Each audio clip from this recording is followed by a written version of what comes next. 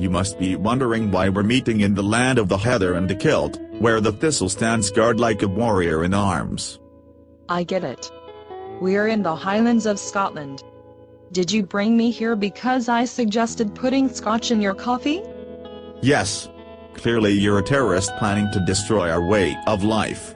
Instead of putting you on the no-fly list, I brought you to a Lew Harned Society Scotch re-education camp. What's a Lew Harned Society? It's the Rotary Club's Scotch Whisky Fellowship Group, named after Brigadier General Lew Harned, one of our members. As its founder, it is my duty to teach you about Scotch. So I have to stop mixing it with Coke? First of all, no Coke. Only Pepsi. Pepsi products are delicious, and Pepsi is one of my clients. And Pepsi's brand name isn't a synonym for an illegal narcotic. Isn't Pepsi great? True. I love Pepsi Max. And Diet Pepsi. And I really love Diet Mountain Dew too. Why yes. It's a little known fact that there's a J.M. & Company Superior Mountain Dew brand of Scotch, established in the 17th century. No relation, but great segue. Is that a single malt or a blended Scotch?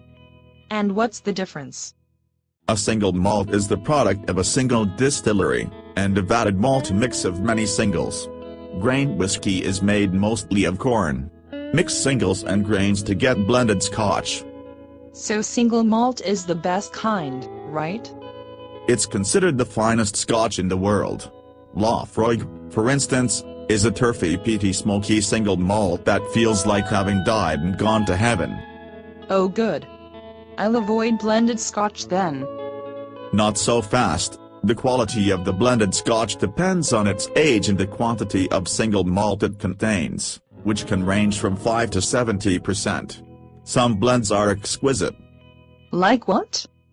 If you're buying me a gift, I'll take a Johnnie Walker Blue Label Limited Edition King George V. Don't ask how much it is. Pay by credit card and don't look at the statement. So what kinds of Scotch do you drink at the Lew Harned Society? Always 5 or 6 different kinds of single malt, though every once in a while a bottle of Johnnie Walker Blue shows up too. It is never frowned upon. Do you also learn about Scotch at your meetings? Are there presentations and readings you have to do? You must be out of your mind.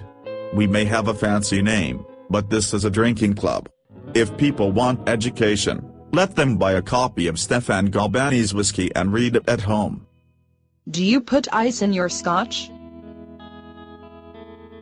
Stop looking at me like that. I'm scared. If you're drinking a single malt, you only put ice in it if you're a barbarian. The Ayatollah, Al-Qaeda, and Coulter, a Kardashian, a cast member of the Jersey Shore. But it's okay to do with blended Scotch? A decent blended Scotch, like famous grouse, would be fine on the rocks. I wouldn't put ice in Johnnie Walker Blue. It would be like putting mayo on a filet mignon. This has been very helpful. Until now my life was empty and devoid of meaning. Now I know why. Mel Gibson would have blamed the Jews, but I blame your ignorance about Scotch. But from now on your life is no longer a vast Scotchless wasteland. Did you say Mel Gibson? You shouldn't swear in front of a lady bunny. Now that I know about Scotch I feel sophisticated. I'm off to buy some Laphroaig and I bid you farewell, sir.